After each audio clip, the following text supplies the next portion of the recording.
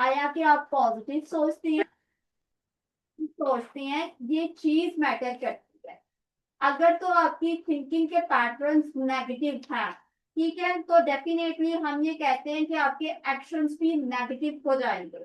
Because आपके words आपके actions को डिफाइन करते हैं। अगर आप बोल रहे हैं मैं अपनी जिंदगी में आगे नहीं बढ़ सकता हूँ, मैं कभी भी जिंदगी में कामयाब नहीं होऊंगा, मैं अपनी जिंदगी में कभी भी सक्सेसफुल नहीं बन सकता हूँ, तो आपके पास अपॉर्चुनिटीज तो होंगी ना, आप कभी भी सक्सेसफुल नहीं हो सकते। बिकॉज आपके जितने भी है ना, नेचर है, नेचर की हर चीज की एक एनर्जी है।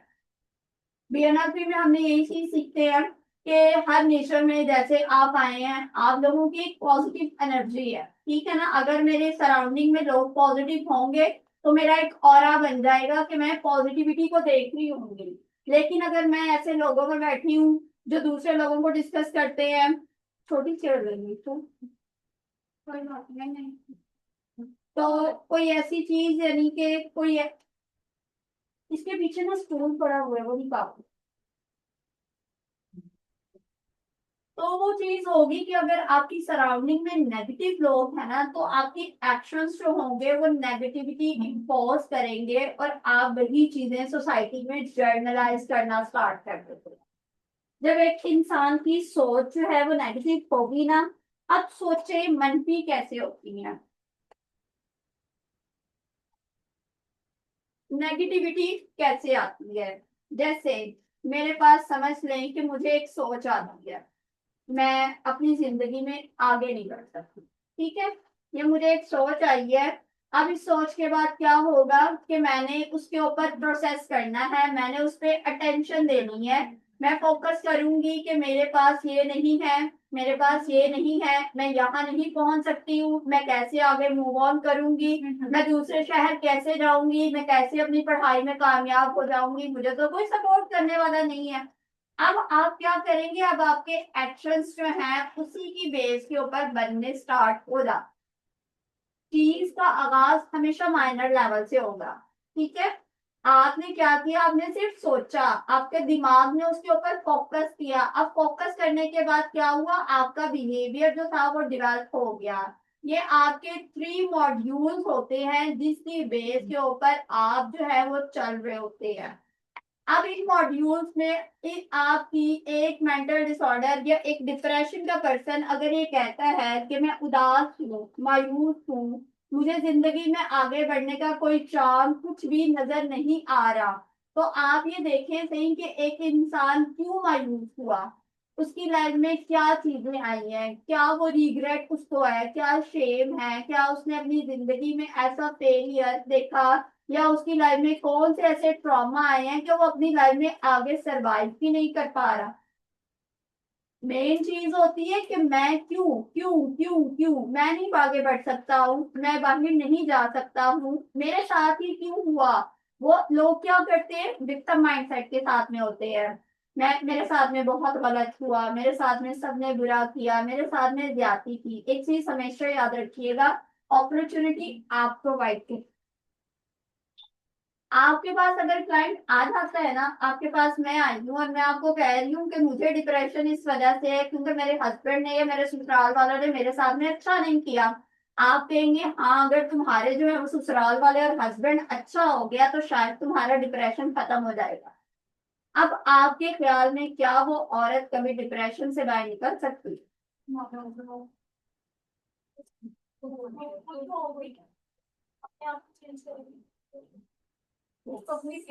पॉइंट ऑफ व्यू भी चेंज करना पड़ेगा, अपना थिंकिंग स्टाइल भी ब्लेमिंग बिहेवियर बदलेगी तो कुछ बदलेगी।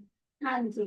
मेन चीज यही होती है कि अगर हम यानी कि अपनी लाइफ में आपने ये वर्ड बोल दिए कि वो इंसान ठीक होगा तो तुम्हारी जिंदगी में बेहतरी आ जाएगी, अब आपने उसका जो है ना वो सारी अटेंशन और फोकस उसके हस्बैंड पे लगा दिया है। अगर उसका हस्बैंड ठीक होता तो वो डिप्रेशन में क्यों जाती, वो तो नहीं बदलेगा। आपके पास में उसका हस्बैंड नहीं आया, आपके पास में उसके ससुराल वाले नहीं आए, आपके पास आई है वो फीमेल। आपने इंपावर उस फीमेल को करना है, आपने उसके घर वालों को उसके ससुराल को इंपावर नहीं करना है। आपने कभी भी उसको ये नहीं कहना है कि तुम्हें डिप्रेशन इस वजह से हुआ क्योंकि लोगों ने तुम्हारी जिंदगी में खराबियां पैदा की। आपने उसे इस पॉइंट पे लेके आना है कि तुम्हें डिप्रेशन इस वजह से हुआ क्योंकि तुमने उन्हें अपॉर्चुनिटी प्रोवाइड की कि वो तुम्हारी लाइफ में मैस क्रिएट कर। तो इसीलिए कुछ लोग, हमें ना बहुत सारे ऐसे लोग मिलते हैं, मेरे पास मल्टीपल केसेस आते हैं कि मैंने अगर क्या कहते हैं ये 3 साल गुजारे हैं तो 3 साल में मेरी 500+ सक्सेसफुल हिस्ट्री है। तो उसमें इसके अलावा मेरी सोशलाइजेशन है, यानी कि मुझे डेली बेस के ऊपर 10-20 लोगों के, फिर मेरे ग्रुप्स है जहाँ पे लोग पोस्ट कर रहे होते हैं इसने ये कर दिया, इसने ये कर दिया, इसने ये कर दिया। उसने जो करना था वो तो कर गया। क्या आपने अब आइंदा उसी चीज को रोना है? क्या आपने उसी रिग्रेट में, उसी शेम में अपनी जो है वो लाइफ गुजार देनी है, या आपने आगे जाना है? लेकिन जब एक इंसान कभी भी मेंटल डिसऑर्डर का शिकार हो जाता है तो उसके पास इतनी पावर नहीं होती है कि वो अपना एक स्टेप उठा। ठीक हो गया है। अब ये चीज है कि कॉग्निटिव बिहेवियरल थेरेपी आपके लिए कैसे बेनिफिशियल हो। आप में से किसी इंसान को क्या लगता है कि कॉग्निटिव बिहेवियरल थेरेपी हम लोग क्यों कहते हैं कि इसको यूज करना चाहिए, क्या बेनिफिट्स? इस पर चेंज की जाती है, नेगेटिव थॉट्स को पॉजिटिव में चेंज किया है। नहीं, इसके बेनिफिट्स क्या? प्रेजेंट पे फोकस करती है और और वेस्ट नहीं करती है। हम और पिक्चर को हर हम किसी भी सिचुएशन के पिक्चर को हम हर तरफ से देख सकते हैं। ठीक है। मल्टीपल हमें देखने का, सोचने का एक नया एंगल देखती है। मैम आप बताएं, आप क्या करेंगे? इसमें यही है कि आपको इस काबिल बनाती है कि आप सबसे पहले तो अपने ऊपर फोकस करते हुए अपने बिहेवियर और थॉट्स का analysis first should be on your own self, उसके बाद आप दूसरों को ब्लेम करें। मतलब वो जो इस्लाम में भी है ना कि अपना क्या बोलते हैं उसको, मुहासबा करें। हाँ मुहासबा करें, ये उसकी तरफ आपका फोकस करती है। ठीक है, क्या आप क्या कहते हैं?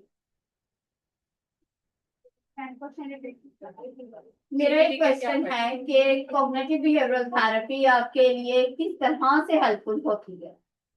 कॉग्निटिव बिहेवियरल थेरेपी जो इन्होंने आंसर दिए वो इतनी फीडबैक नहीं खा सकते। मैंने जो कहा कि सबसे पहले हमारे अपने, हम अपना मुहासबा करते हैं, जब तक हम खुद ठीक नहीं होंगे तब तक हम दूसरों को ठीक नहीं कर सकेंगे। और ये हमें एक मल्टीपल साइड दिखाती है। जब भी लोग हमारे पास आते हैं तो वो सिर्फ एक साइड देख रहे होते हैं, सिर्फ पिक्चर की एक साइड देख रहे होते हैं। हम उनको, उनका ध्यान दूसरी साइड की तरफ भी लेके जाते हैं, हम उनको सोल्यूशन फोकस की तरफ उनका ध्यान लेके जाते हैं। तो अगर ऐसा ना होता, ऐसा होता तो फिर क्या होता?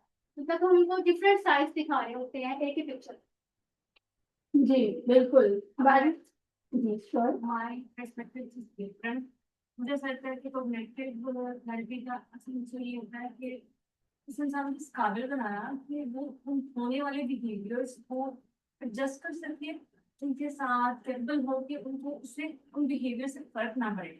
इतना पावर स्ट्रॉन्ग हो जाए कि वो अगर आप उसके साथ ज्यादा कर भी रहा है ना तो वो उस चीज को कि वो उससे ना झगड़ा हो, ना लड़ाई हो, ना रिलेशन खराब हो, लेकिन इतना पीसफुल, उसको इतनी कैपेबिलिटी हो कि वो अपना बिहेवियर जो है वो अपने आप को भी डैमेज किए बगैर, डिप्रेशन में जाए बगैर इस चीज को सॉर्ट आउट करने की कोशिश करें, इसका सोल्यूशन दे। ठीक है, इसमें यहाँ पे मल्टीपल फैक्टर्स आते हैं मान के लिए क्लैपिंग मैंने मैंने अच्छा बताया है। ठीक है। अब यहाँ पे मल्टीपल आपकी चेयर्स हैं? कुछ एक ही वाली चेयर ले रहे आप?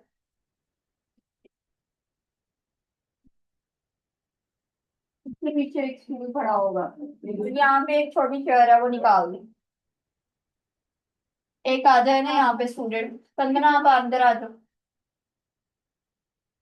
आप यहाँ चेयर पे बैठ जाओ। वालेकुम अस्सलाम।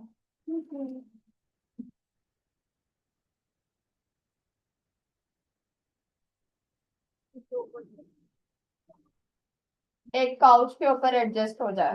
काउच पे ऑलरेडी 2-3 बैठी हुई हैं। यहाँ पे कोई पीछे है स्टूल? ये स्टूल पड़ा नहीं हुआ? नहीं है। रेहान, टेबल पे चले जाओ और ये स्टूल दे दो। ये स्टूल पास करते हैं आप। टावर वैसे वहां पे जगह ज्यादा कंजेस्टेड हो गया, अगर दो फीमेल वहां चली जाए वहीं पे रखो, वहां पे हम लोग भेजते हैं क्योंकि वहां बहुत ज्यादा सफोकेशन हो जाएगी। पीछे भी टेबल है, उसके ऊपर जो है ना वो फीमेल बैठ जाएगी। आप दो बच्चे अंदर चले जाए, फातिमा उठ जाओ।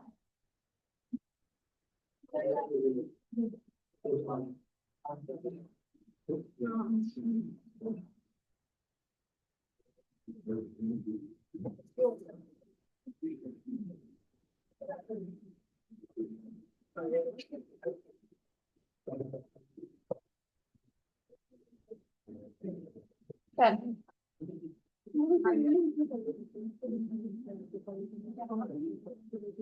आ जाए आप, किधर जाए?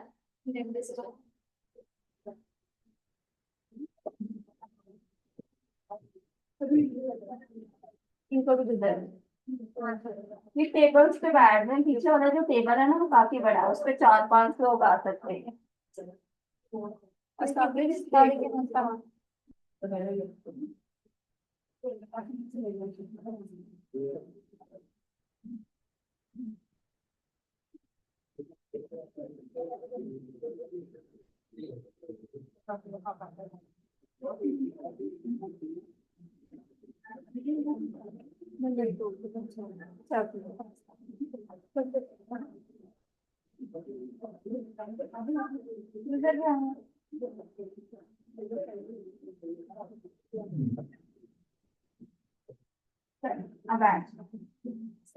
अब उसके बाद ये चीज आती है कि किस तरह से हमारे लिए सीबीटी हेल्पफुल होगी है। चले बच्चों, अब एक्टिव हो जाओ। ठीक है, इसमें ये चीज आती है कि मैम ने बिल्कुल सही कहा कि कॉग्निटिव बिहेवियरल थेरेपी सिर्फ आपको एक चीज पे सपोर्ट नहीं करती है। सबसे पहले तो वो आपके सोचने समझने की सलाहियत को बदल देती है, एक चीज हो गया। फिर उसके बाद आप अपने विजन को ब्रॉडर वे में देखना स्टार्ट करते हैं। मेरे पास एक मोबाइल है, अगर मैं इस चीज को, अपनी किसी भी चीज को इसके ऊपर देखूंगी, शायद मुझे वो बहुत कंजेस्टेड नजर आएगी। लेकिन अगर मैं इसी स्क्रीन के ऊपर उस चीज को देखना शुरू कर दूंगी तो क्या होगा, मेरा फोकस जो है वो ब्रॉडर हो जाएगा। एक चीज होगी। फिर उसके बाद ये चीज होती है कि आप अपनी जात के ऊपर फोकस करना स्टार्ट करते हैं। लोग क्या कर रहे होते हैं, मेरे साथ उसने ये कर दिया, इसने ये कर दिया, इसने ये कर दिया। वो आपने जो अपना टाइम जो है लोगों पे लगाना है ना, वही फोकस आप अपनी जात पे करना शुरू कर देते हैं। आप कोशिश करते हैं कि आपका जो फोकस है ना वो अपनी जात के ऊपर आ जाए। जब आप अपनी जात पे काम करना स्टार्ट करेंगे, आपके पास लोगों के लिए वक्त नहीं बचेगा। एक चीज होगी। और दूसरी ये बात, आप दुनिया के किसी भी कोने में चले जाएं, चाहे वो पाकिस्तान में, पाकिस्तान से बाहर चले जाएं, आपको नेगेटिव पॉजिटिव बहुत टाइप के लोग मिलेंगे। अगर आप ये सोचते हैं कि ये बंदा मेरी जिंदगी से बाहर चला जाए और मेरी जिंदगी में तब कुछ अच्छा हो जाएगा, तब शायद आप अपनी जिंदगी में कभी भी मूव ऑन ना कर सके। आपको उन हालात में कॉपिंग स्किल्स भी आनी चाहिए, आपको वहां पे प्रॉब्लम सॉल्विंग भी आनी चाहिए, वहां पे आपको एडजस्टमेंट भी आनी चाहिए, एक्सेप्टेंस भी आनी चाहिए।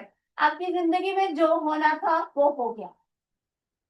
आपके माँ बाप ने जो आपकी लाइफ में किसी इंसान के साथ में शादी करनी थी वो कर दी है।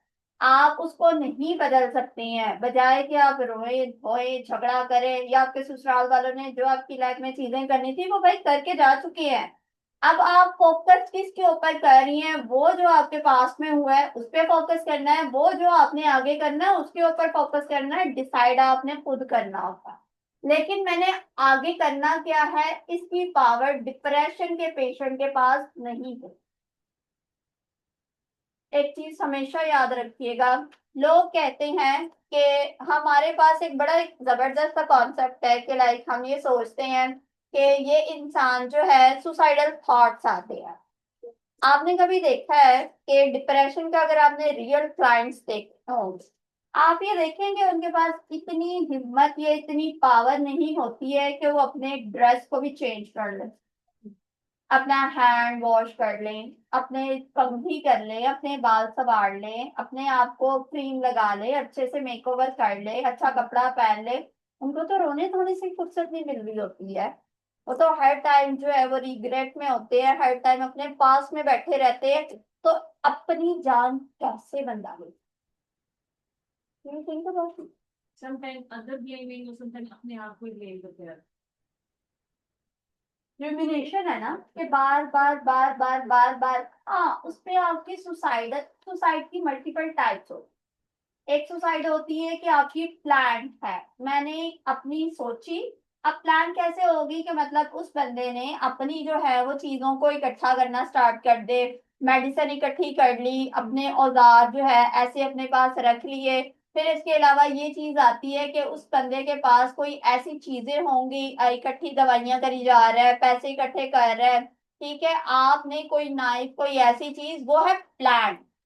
उसने सोचा है कि मैंने ये काम करना है। एक बात होती है, एक सुसाइड होती है अटेंशन सीकिंग वाली, मैंने मर जाना है, मैंने मर जाना है, देखना देखना मैंने घर छोड़ के चले जाना है।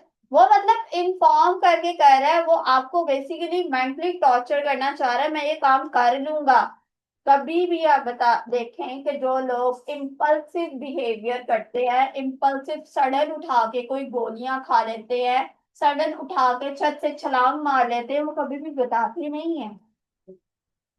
बिकॉज वो जानते हैं कि अगर हम इन्फॉर्म कर देंगे तो फिर वो नहीं होती, और वो होती है इम्पल्सिव सुसाइड। बगैर सोचे समझे बगैर आपने सुसाइड की।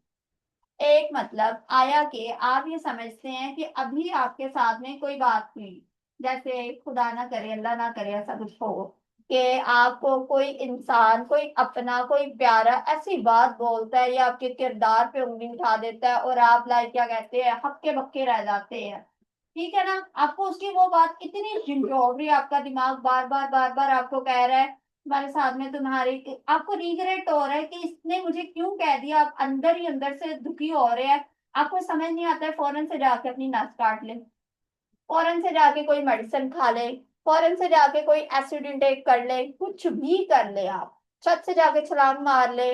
आपने यानी कि बिल्कुल भी नहीं सोचा, वो होती है इम्पल्सिव सुसाइड।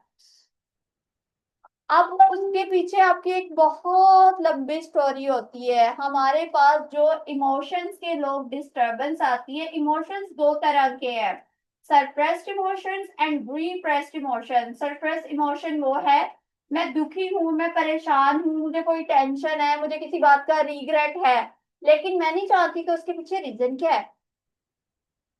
वो मेरे दिमाग में कोई ट्रॉमा चल रहा है, लेकिन मेरी आंखों से आंसू आ रहे हैं, लेकिन उसकी वजह नहीं पता। ऐसे होता है ना, बैठे बैठे आप रोने लग जाए, बैठे बैठे आप उदास हो जाए, वो आपके सरप्रेस्ड इमोशंस होते हैं। और रिप्रेस्ड इमोशंस कौन से हैं? मैं उदास हूँ, मुझे पता है मेरी उदासी की ये वजह, मुझे पता है मैं इस वजह से उदास हूँ क्योंकि मुझे जो है वो किसी ने कुछ बुरा कह दिया है। मैं उदास हूँ इस वजह से क्योंकि मेरी बर्थडे थी, किसी ने मुझे विश नहीं किया। ये चीज होती है जो आपके इमोशनल डिस्टरबेंस आ जाती है। अब एक इंसान, आपने देखा होगा डिप्रेशन में लोगों के आंसू बहुत गिरते हो, कोई बंदा बता सकता है क्यों गिरते हैं लोगों के आंसू? ऐसे इमोशंस कोई ना, और इमोशंस के गोल में नहीं होते उससे चाहिए। मैंने वर्ड्स के थ्रू अपना इंसान नहीं करना चाह रहा होता, जो भी वो फील कर रहे होते हैं तो जितनी होंगी ना वो वापस से कर, स्टूडेंट्स इस पे आपने सबने अटेंडेंस शीट के ऊपर अपना मार्क करना है, जिन्होंने नहीं किया वो कर लें। इसके अलावा आप बताएं क्यों रोते हैं लोग? बाय वर्ड्स नहीं कर पा रहे थे फीलिंग, तो ये साथ में ऐड करें। होता है हमारा एक्सप्रेस करने का।